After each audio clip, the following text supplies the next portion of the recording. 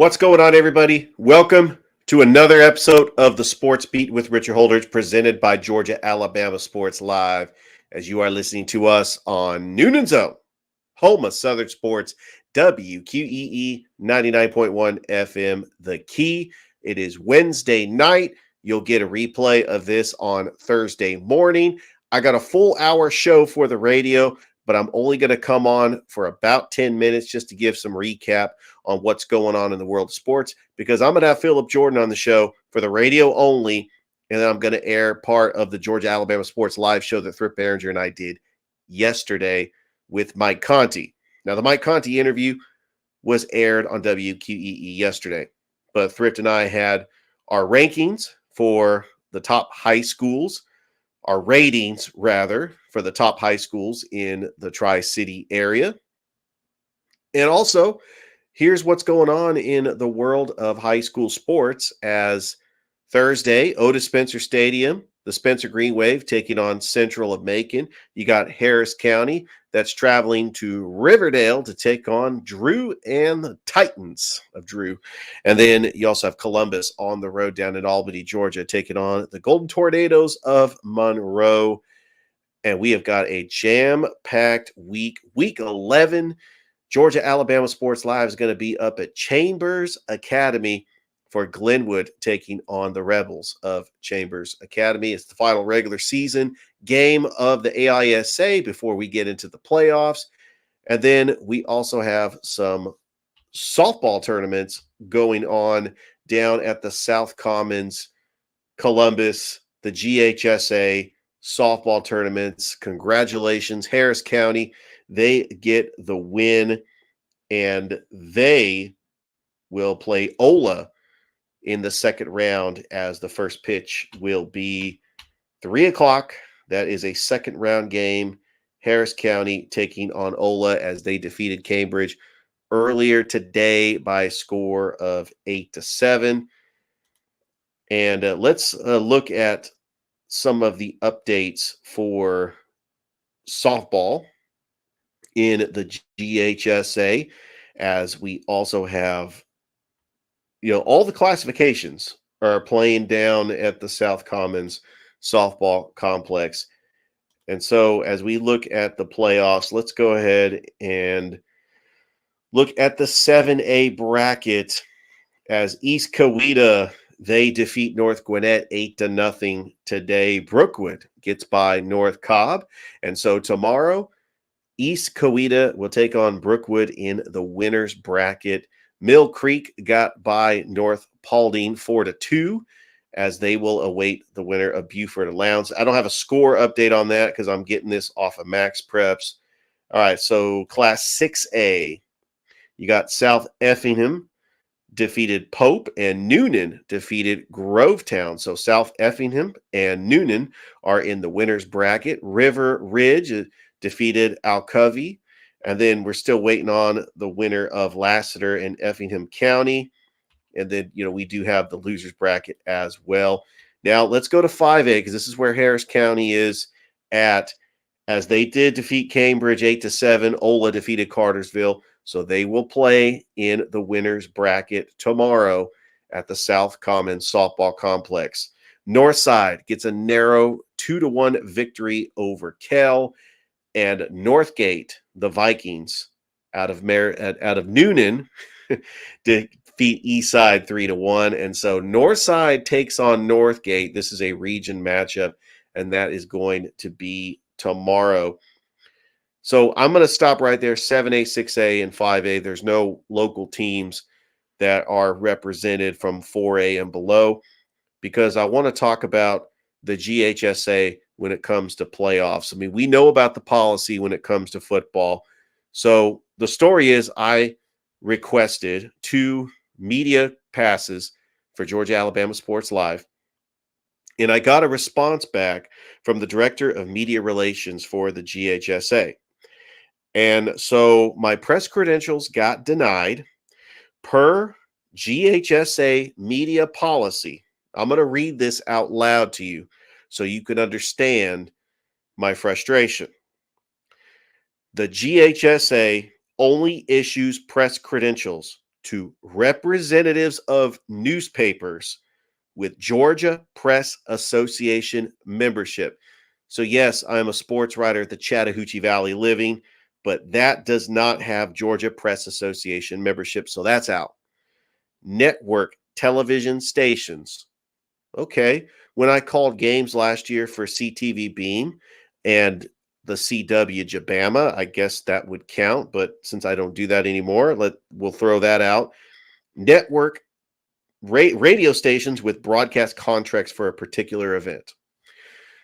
So apparently live streaming or working for a podcast or working for a magazine will not get you media credentials when it comes to the GHSA playoffs. And we've been fighting these battles, being members of the media. Like I don't really ask for a whole lot in this life. I just want to get media credentials so I could watch a softball game. I mean, I'll pay the $10, but it's really not about the money. It's really about, getting that access, being on the field, taking pictures, covering the event. And really, I think a season pass costs like $40 to see all the games. So I mean, that's really what I'm dealing with. But hopefully, I still might check out some games. I just will have to pay for it. All right. So let's go ahead and get into some of the local sporting events that has happened. I don't really have a whole lot of time here on the show as I try to regroup my thoughts. Hey, the River Dragons are in action this Thursday night, the season opener, as they will take on the Baton Rouge Zydeco. They actually play them for the next 6 games, and they are back on the ice at the Columbus Civic Center November the 17th against the Mississippi Seawolves. And the roster came out. I'm looking at this roster. I mean, you still have the familiar faces on the River Dragons. Alex Storjahan, the captain. Jay Krupp, who has 98 career goals. Austin Doe. Ryan Gill. Justin McDonald. Got some great players that are playing for the River Dragons this year. And some new faces. I'm looking up and down this roster. You have a guy named Carson Andrielli, Tyler Roy, Ryan Hunter, Alexander Zhemanov, I think he was on the team last year. Nathan Balkwill, Kyle Moore, and you got some good players. I forgot Josh Pietrantonio. He's the captain. Alex Storjahan, one of the top goal scorers. But one thing about this River Dragons team, they went to the semifinals last year. They lost a heartbreaker to the Carolina Thunderbirds. Before that, they went to the Commissioner's Cup final, lost to the Watertown Wolves. I mean, they're a scrappy team. They're going to fight, like their coach, Jerome Boom Boom Bouchard. He's a scrappy head coach, and they're going to play tough for him. And I can't wait to see Jay Krupp get his 100th career goal. Hopefully, it'll be sooner rather than later. I mean, it would be nice that he gets it in front of the fans at the Columbus Civic Center. But they do have 6 road games, and I expect him to probably get it down in Baton Rouge. Okay, NBA recap. Opening night was Wednesday night, and my takeaways on that was, well, the Nuggets are the world champs. They beat the Lakers, and Anthony Davis was a no-show in that second half. 0 for 6 from the field, 0 points. They gave him the max contract. The Lakers were pumping their chest in the offseason. This was their shot. And now we're talking about LeBron having a minute's restriction. I mean, what is up with that? The Nuggets get the 119-107 victory. And then let's talk about that Warriors-Suns game. The Warriors only lost by 4. Yeah, the Suns were playing without Bradley Beal. The Warriors were playing without Draymond Green, which, by the way, in the past 2 seasons, they're 22-23 without Draymond in the lineup.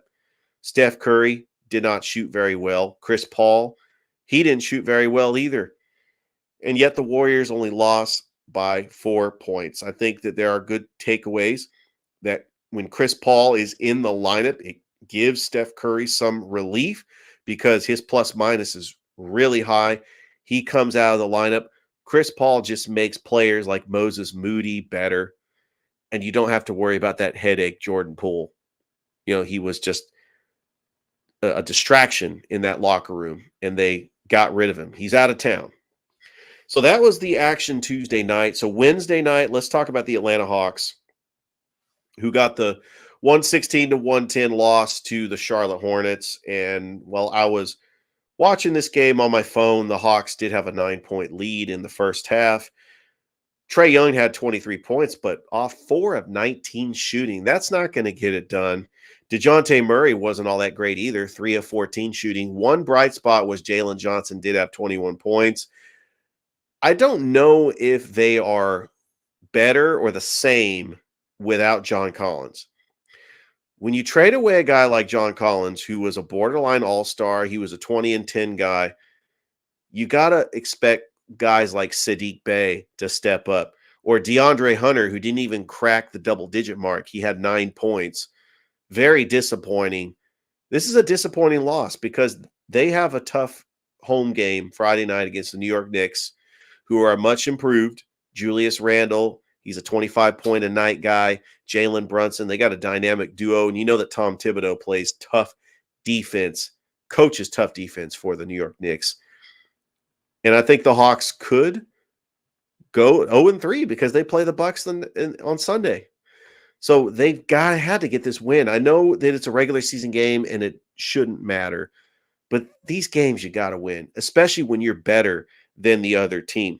I mean, you let PJ Washington get any basket he wanted. Terry Rozier went off, and the overall number 2 pick, Brandon Miller, he actually had a pretty decent second half and made some big-time shots. So the Hawks will regroup. Looking at some of the other scores, wow, how about the Boston Celtics? First of all, this game was on ESPN. I watched some of it. The Knicks were leading for most of the game, but this is what great teams do. They close games when it matters. The Boston Celtics get the 108-104 victory, and Jason Tatum with 34 points. But the story for the Celtics was that Kristaps Porzingis is an offensive threat. 30 points. Yeah, the Celtics lose a little bit of defense, but they were able to smother the Knicks. I mean, RJ Barrett did have 24 points. Emmanuel Quickley with 24 points. But the Knicks had this game won, and then the Celtics just came back, and they get the victory. Not a whole lot of surprises. Maybe the Sacramento Kings get, they're right now, as I'm doing this show, this is late Wednesday night. Disappointed in the Grizzlies. I think they could be the worst team in the West. With the Steven Adams injury, that is a possibility. The Pacers putting up 143 on the Washington Wizards. The Wizards are going to be bad this year. The Orlando Magic getting a 116-86 victory over the Houston Rockets. Not a whole lot of surprises. All I know is that last night was the debut of Victor Wembanyama. This game is going on as we speak, and the Spurs are up early in the first quarter. And I'll talk about this game on later shows. But what we're going to do now is I'm going to talk about the World Series preview, because Tuesday night we had Game 7, the Diamondbacks and the Phillies. The Phillies lose, which means the Diamondbacks are in the World Series for the first time since 2001, when they won it all against the New York Yankees, one of the most iconic World Series Game 7s I have ever witnessed. Tony Womack, Luis Gonzalez with the game-winning hit. He had such an incredible season for the Diamondbacks. This is the only professional championship that the Diamondbacks had in their state. I don't count college. Yes, the Arizona Wildcats won the NCAA basketball title in 1997. I don't count that. This was it. The Phoenix Suns never did it. The Arizona Cardinals got close in the Super Bowl against the Pittsburgh Steelers, but Santonio Holmes had something to do with that. But the Arizona Diamondbacks, that 2001 season was very special because of Curt Schilling and Randy Johnson. They were able to dethrone the dynasty. The Yankees were about to win their 4th straight World Series. It happened after 9/11. Everybody was rooting for the Yankees to win the World Series, and the Diamondbacks were able to pull off the improbable. And they had a great team led by manager Bob Brenly. They had Luis Gonzalez. They had Reggie Sanders, who hit 33 home runs. And it seemed like Reggie Sanders was always on a winner. He played for the Reds. He played for the Giants. He played for the Cardinals. I mean, just about every year, Reggie Sanders just picked the right team. Tony Womack, like I mentioned, Steve Finley, great center fielder. Just a special year for the Arizona Diamondbacks. And now this year's version of the Arizona Diamondbacks, which, by the way, 84 and 78, they snuck into the postseason. They were a number 6 seed. I mean, if you like expanding the playoffs, that's how the Diamondbacks were able to get in. They upset the number 3 seed Milwaukee Brewers and then went on to upset the Dodgers and then the Phillies. And they will take on the Texas Rangers game 1 of the World Series this Friday at Globe Life Field. And I think that Texas is the slight favorite.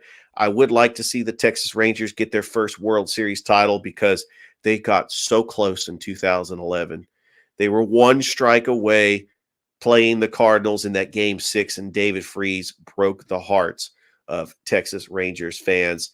So the Arizona Diamondbacks, Texas Rangers, and did the Phillies and the Astros choke?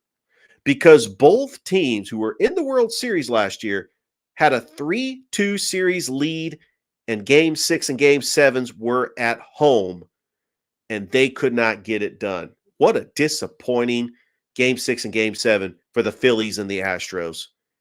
And if you dislike both teams, great, because you got a World Series with 2 teams that I don't really hate. I actually don't mind either the Diamondbacks or the Rangers. It's because the Diamondbacks are in the NL West doesn't mean that I dislike them. I mean, I'm a Giants fan. I mean, they just signed Bob Melvin as their manager, and maybe the Giants could get back to prominence, but we shall see. All right, Columbus State Soccer. They are ranked 4th in the nation, according to the latest NCAA Division II poll, sitting at an 11-3-1 record, 7-0-1 in the Peach Belt Conference. They will close out the regular season October 29th, 4 o'clock against North Georgia College up in Dahlonega. And Emma Badeau with 10 goals on the season. We knew that she could do that, but got a great freshman, Kendall Corielli, with 8 goals. And, I did call one Columbus State soccer game this year. It was the opener. And I remember calling her number a lot, a freshman, that she's got a bright future for the Columbus State Cougars and what Coach Jay Entlick has done. They're looking to win the Peach Belt Conference. But Flagler is a tough team. They won the Peach Belt last year. Columbus would like to just finish strong and get a good seed in the Peach Belt Conference tournament and get a berth in the NCAA tournament. And maybe they might host it like they did last year, and that's how they were able to make that Final Four run. College football this weekend, we got the Georgia-Florida game. I have some thoughts on the Georgia-Florida game. Georgia has dominated in the last 6 years. They've won 5 out of the last 6.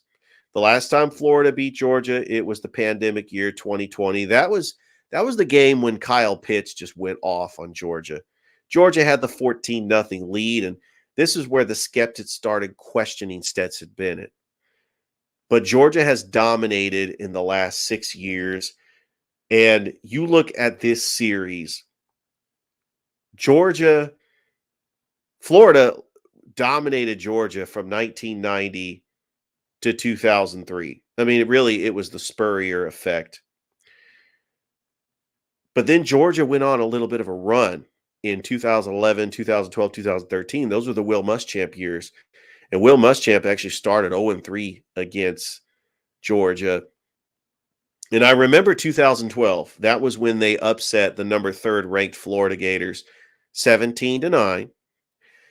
And Carver's own Jarvis Jones, who just got inducted into the Georgia High School Football Hall of Fame over the weekend, he single-handedly won that game for Georgia with a big strip sack. And it was plays like that, those teams that Georgia was able to win those games against Florida. Isaiah Crowell was the freshman running back in 2011.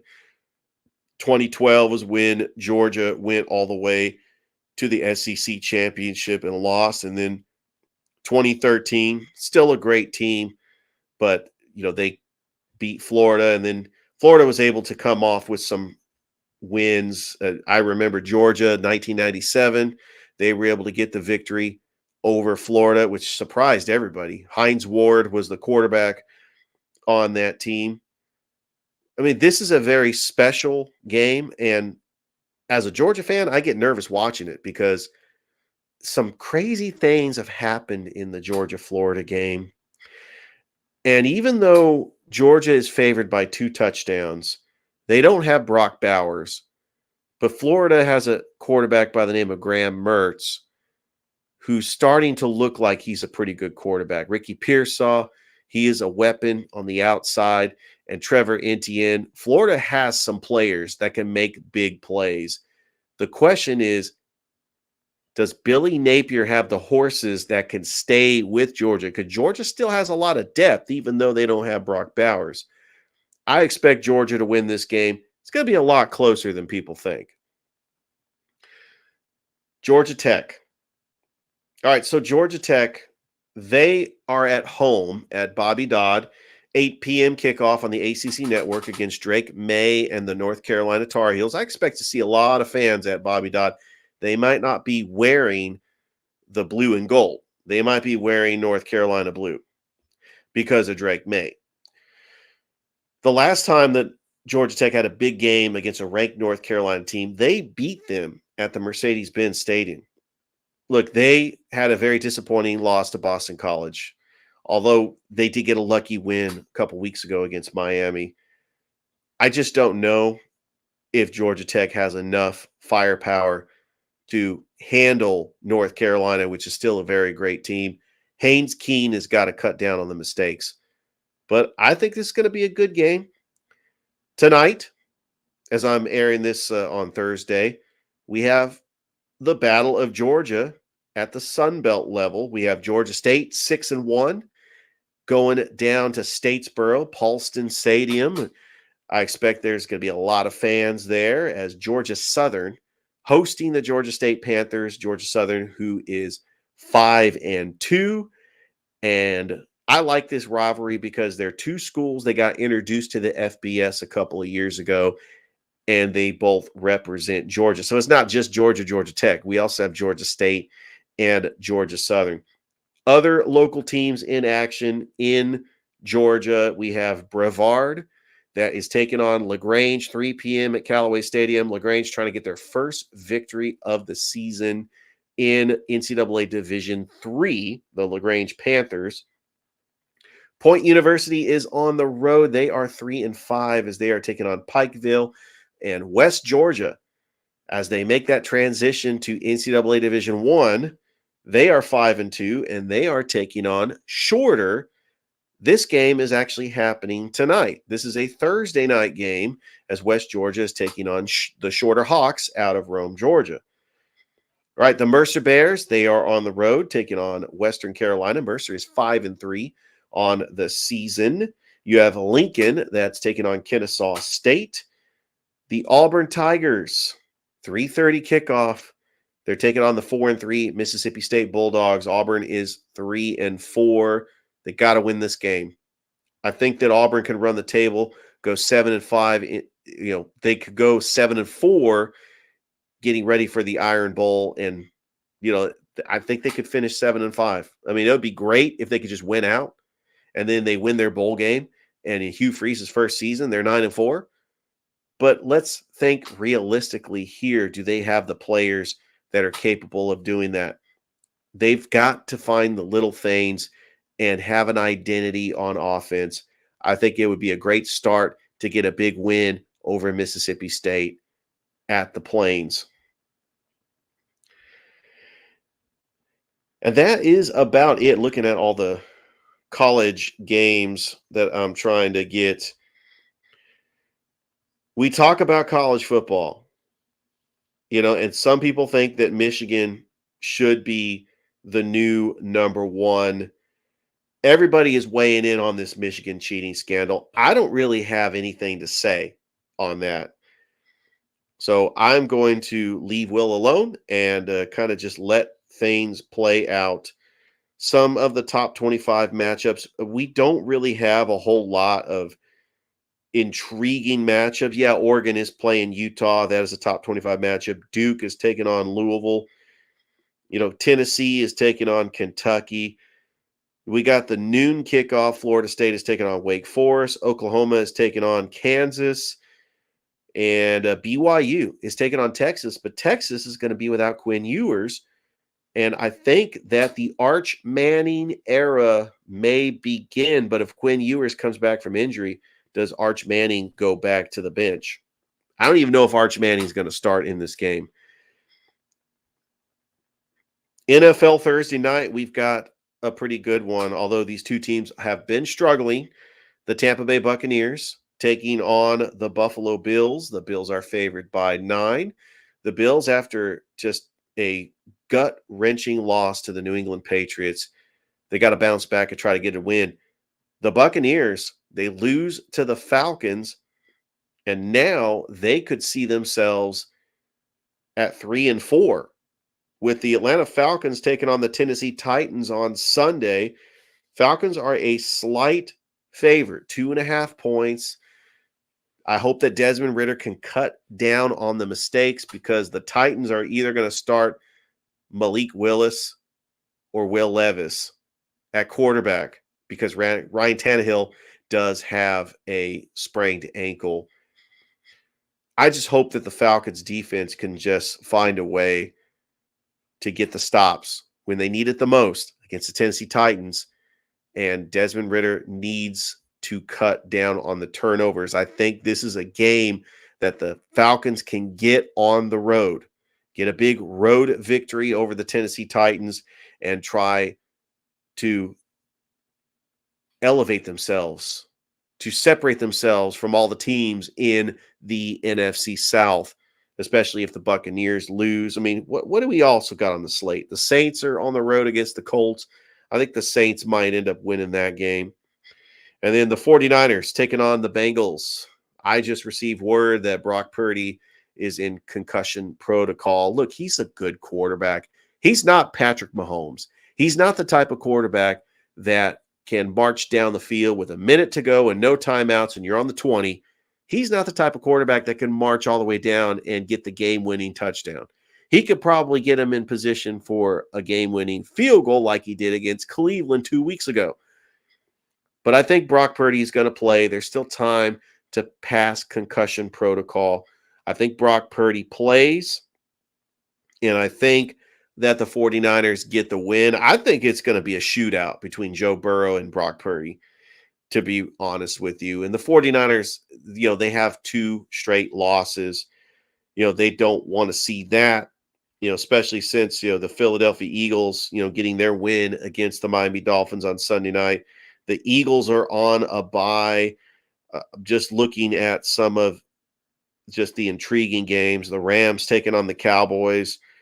Cowboys back off that bye. The Jaguars and the Steelers. I mean, that's going to be a pretty good game. And then you got the battle of the 2 New York teams in the Meadowlands, the Giants and the Jets. Daniel Jones might end up playing that game, but I think the Jets are going to win that game. The Jets have a lights-out defense. I mean, they have taken on some pretty elite quarterbacks, and Robert Saleh's got the Jets playing tough.